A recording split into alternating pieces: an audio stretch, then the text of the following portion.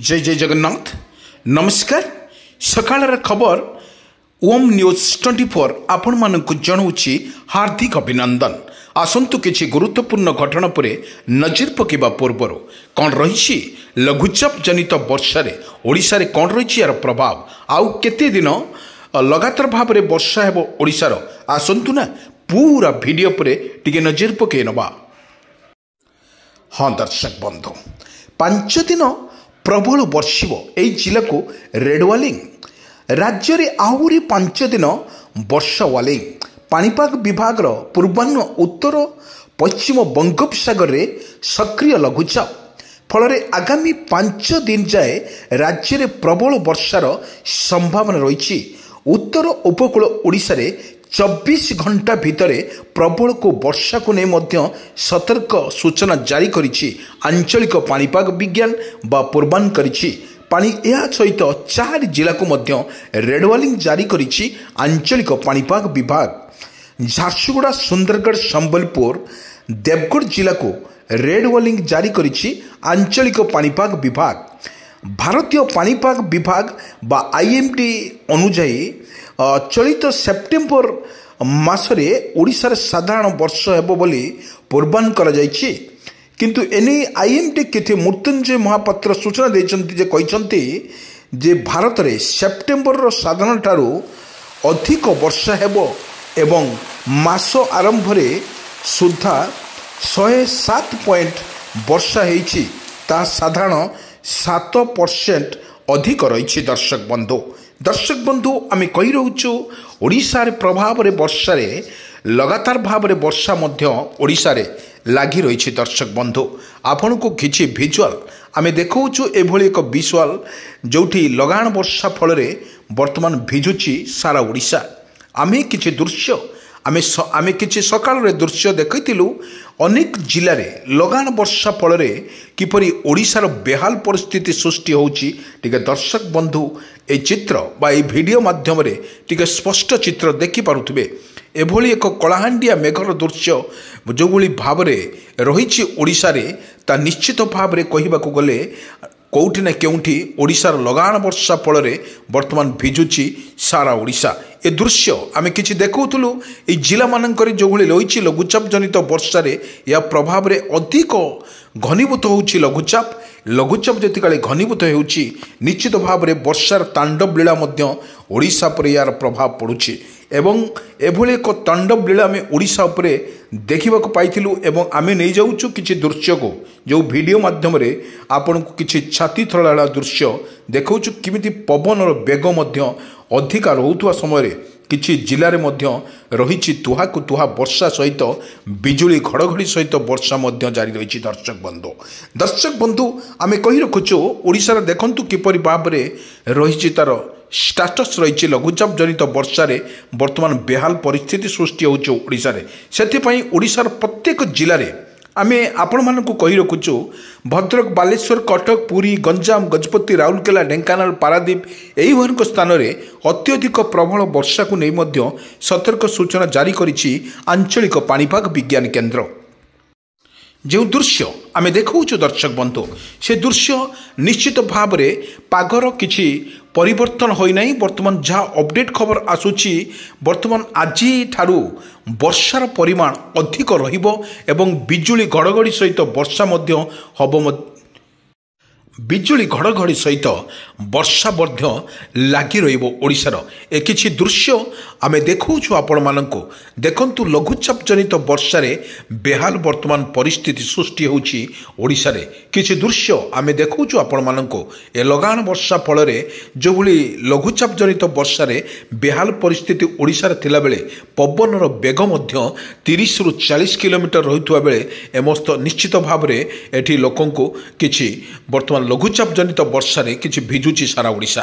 किंतु आमे कही रखुचु 3 तारिख 4 तारिख 5 तारिख 6 तारिख एवं 7 तारिख यही 7 तारिख पर्यंत ओडिशा रे लागी रहिबो तुहाकु तुहा वर्षा सहित पवनर बेग मध्य 30 रु 40 किलोमीटर बेगरे पवन बहिबार मध्य संभावना अछि। किछि दृश्य देखंतु एई दृश्य हेउछि वर्षा এই বর্ষা ঋতুরে বর্তমান বেহাল পরিস্থিতি সৃষ্টি ହେଉଛି ଓଡ଼ିଶାରେ ଏବଂ ଲଗାତାର ଭାବରେ ବର୍ଷା ମଧ୍ୟ ଜାରି ରହୁଛି ଓଡ଼ିଶାରେ ପ୍ରତ୍ୟେକ କୋଣ ଅନୁକୋଣରେ ବର୍ଷା ମଧ୍ୟ ଜାରି ରହୁଛି। ଆମେ କିଛି ଦୃଶ୍ୟ ଦେଖାଉଛୁ ଆମେ ଆପଣମାନଙ୍କୁ ଯେଉଁଭଳି ବାଲେଶ୍ୱର କଟକ ପୁରୀ ଗଞ୍ଜାମ ଜିଲ୍ଲାମାନଙ୍କରେ ପ୍ରବଳ ବର୍ଷା ମଧ୍ୟ ତୁହାକୁ ତୁହା ବର୍ଷା ମଧ୍ୟ ଜାରି ରହୁଥିବାର ମଧ୍ୟ ସତର୍କ ସୂଚନା ଜାରି କରିଛି ଆଞ୍ଚଳିକ ପାଣିପାଗ ବିଜ୍ଞାନ କେନ୍ଦ୍ର।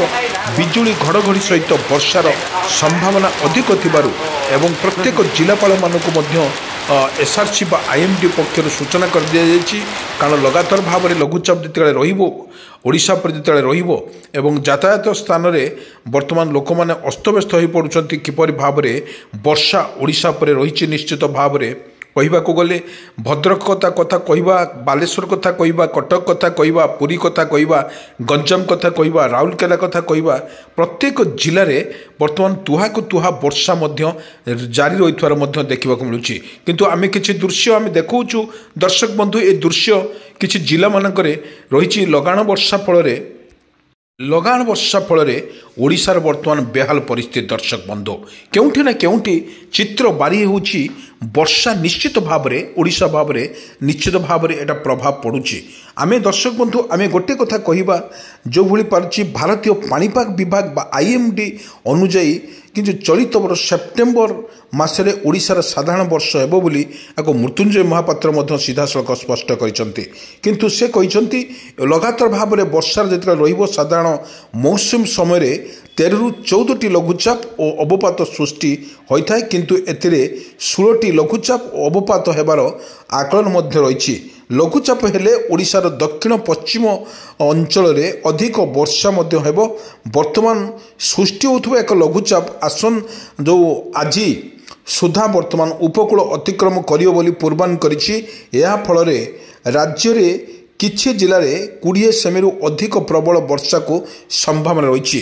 ବର୍ତ୍ତମାନ ଯାହା ଅପଡେଟ୍ ଖବର ସାମ୍ନାକୁ ଆସୁଛି ବର୍ଷା ମଧ୍ୟ ରହିଛି, ତୁହାକୁ ତୁହା ବର୍ଷା ମଧ୍ୟ ରହିଛି।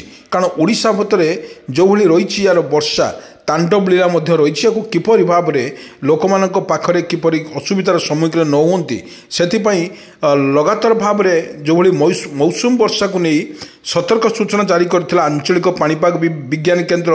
ବର୍ତ୍ତମାନ ମୌସୁମୀ ବର୍ଷାର ଲୁଚକାଳି ଭିତରେ ହଜିଯାଇଥିବା ବେଳେ ବର୍ତ୍ତମାନ ଲଘୁଚାପ ଜନିତ ବର୍ଷା ଚାଷୀଙ୍କୁ କିଛି ଶୁଭଙ୍କର ଖବର ସେ ଦେଉଛି ଏବଂ ଏହି ଚାଷ ଉପରେ ନିର୍ଭର କରୁଥିବା କୃଷକ ଭାଇମାନେ ନିଶ୍ଚିତ ଭାବରେ କହିପାରିବା ଏଇ ଯେଉଁ ବର୍ଷା ଲଘୁଚାପ ବର୍ଷାରେ ବର୍ତ୍ତମାନ ଚାଷୀ ବର୍ତ୍ତମାନ ଖୁସି ଥିବାର ମଧ୍ୟ ଦେଖିବାକୁ ମିଳୁଛି।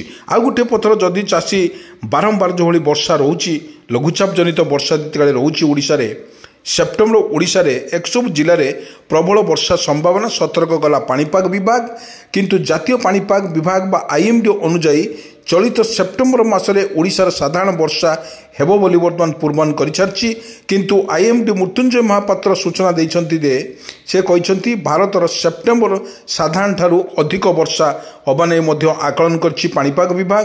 କିନ୍ତୁ ସାଧାରଣ ମୌସୁମୀ ମାସରେ ଯେଉଁଭଳି ରହିଛି ମୌସୁମୀକୁ ନେଇ ବର୍ଷା ବର୍ତ୍ତମାନ ବେହାଲ ପରିସ୍ଥିତିରେ ରହିଛି ଓଡ଼ିଶାର କଥା କହିବାକୁ ଗଲେ ଯେଉଁଭଳି ସେପ୍ଟେମ୍ବର ମାସ କଥା ଯଦି ଆମେ ଆଖି ଆଗରେ ରଖିବା ସେପ୍ଟେମ୍ବର ମାସରେ ପ୍ରବଳ ବର୍ଷାକୁ ନେଇ ମଧ୍ୟ ସତର୍କ ସୂଚନା ଜାରି କରିଛି ଆଞ୍ଚଳିକ ପାଣିପାଗ ବିଜ୍ଞାନ କେନ୍ଦ୍ର। ଆଞ୍ଚଳିକ ପାଣିପାଗ ବିଜ୍ଞାନ କେନ୍ଦ୍ର କହିବା ଅନୁଯାୟୀ ବର୍ତ୍ତମାନ ଓଡ଼ିଶାରେ ଲଗାତାର ଭାବରେ ଯେଉଁଭଳି 3ରୁ 7 ତାରିଖ ପର୍ଯ୍ୟନ୍ତ ଓଡ଼ିଶାରେ ପ୍ରବଳ ବର୍ଷାକୁ ନେଇ ବର୍ତ୍ତମାନ ହାଇ ଆଲର୍ଟ ଜାରି କରିଛି ଆଞ୍ଚଳିକ ପାଣିପାଗ ବିଜ୍ଞାନ କେନ୍ଦ୍ର। ଆପଣଙ୍କୁ କିଛି ଭିଜୁଆଲ ଆମେ ନେଇଯାଉଛୁ, କିଛି ସ୍ପଷ୍ଟ ଚିତ୍ର ଆମେ ନେଇଯାଉଛୁ ଦର୍ଶକ ବନ୍ଧୁ। ଦେଖନ୍ତୁ କିଛି ଦୃଶ୍ୟ ଏ ହେଉଛି ଭଦ୍ରକ ଜିଲ୍ଲାର କିଛି ଦୃଶ୍ୟ। ଏଠି ଲଗାତାର ଭାବରେ ବର୍ଷା ମଧ୍ୟ ଜାରି ରହୁଥିବା ବେଳେ ତୁହାକୁ ତୁହା ମାଡ଼ରେ ବର୍ତ୍ତମାନ ବେହାଲ ପରିସ୍ଥିତି ରହିଛି ଓଡ଼ିଶା। এই ଓଡ଼ିଶାରେ ଏକମାତ୍ର ଯେଉଁଭଳି ବର୍ଷା ରହୁଛି ବର୍ତ୍ତମାନ ତାହା ମଧ୍ୟ ରଖିବାକୁ ଗଲେ ତାହାକୁ ଦେଖିବାକୁ ଗଲେ ବର୍ତ୍ତମାନ ଯେଉଁଭଳି ଅନ୍ୟ ରାଜ୍ୟମାନଙ୍କରେ ବର୍ତ୍ତମାନ ବର୍ଷା ପ୍ରବଳ ରହୁଛି। ଆମେ ଦିଲ୍ଲୀ କଥା ଯଦି କହିବା এই ଦିଲ୍ଲୀର ମଧ୍ୟ ଲଗାତାର ଭାବରେ ମାସେ ହେବ ଓଡ଼ିଶାର ଯେଉଁଭଳି ବର୍ଷା ହେଉନଥିଲା ତେଣୁ ଦିଲ୍ଲୀର ପ୍ରବଳ ବର୍ଷା ହେଉଥିଲା। ବି ସବୁ ଜିଲ୍ଲାରେ ମଧ୍ୟ ପ୍ରବଳ ବର୍ଷାକୁ ନେଇ ସତର୍କ ସୂଚନା ଜାରି କରିଛି ଆଞ୍ଚଳିକ ପାଣିପାଗ ବିଜ୍ଞାନ କେନ୍ଦ୍ର। ଆମେ ଦର୍ଶକ ବନ୍ଧୁ ଗୋଟେ କଥା କହି ରଖୁଛୁ ଯେଉଁଭଳି ଭାବରେ ଓଡ଼ିଶାର ବର୍ଷାକୁ ନେଇ ଯେମିତି ତତ୍ପର ଏବଂ ପ୍ରତ୍ୟେକ ଜିଲ୍ଲାପାଳମାନଙ୍କୁ ଚିଠି କରାଯାଇଛି ଏବଂ ତୁରନ୍ତ କିପରି ଜିରୋ କାଜୁଆଲିଟିରେ ଯେଉଁଭଳି କାମ କରିବା କଥା ଏବଂ କୃଷକ ଭାଇ କିପରି ଭାବରେ ସୁରକ୍ଷିତ ରହିବ ଏବଂ ନିଜ जमी क्षेत उपर जो भाया फसल करुवा जो कृषक भाई निश्चित भाव में तार गुजराण मेंटेवाई आवश्यक रही किंतु बड़ कथा हो जो लघुचाप जनित वर्षा ये लघुचाप जनित वर्षा ओडिशा रे कौन रही यार स्टाटस एवं ओडिशार प्रत्येक कोण अनुकूल बर्तमान जो रही आसन माने आज आरंभ करके 7 तारीख पर्यंत ओडिशा रे लगातार भाव में वर्षा जारी रहिबो किंतु आज वर्षा निश्चित भाव में बढ़ियो बोली आकरमा पूर्वन करिछि आंचलिक पाणीपाग विज्ञान केन्द्र तुहाकु तुहा वर्षा सहित बिजुली घड़घड़ी मारिबार मध्य संभावना अधिक थिबारु सतर्क करछि आईएमडी कोठी लगाण वर्षा फल रे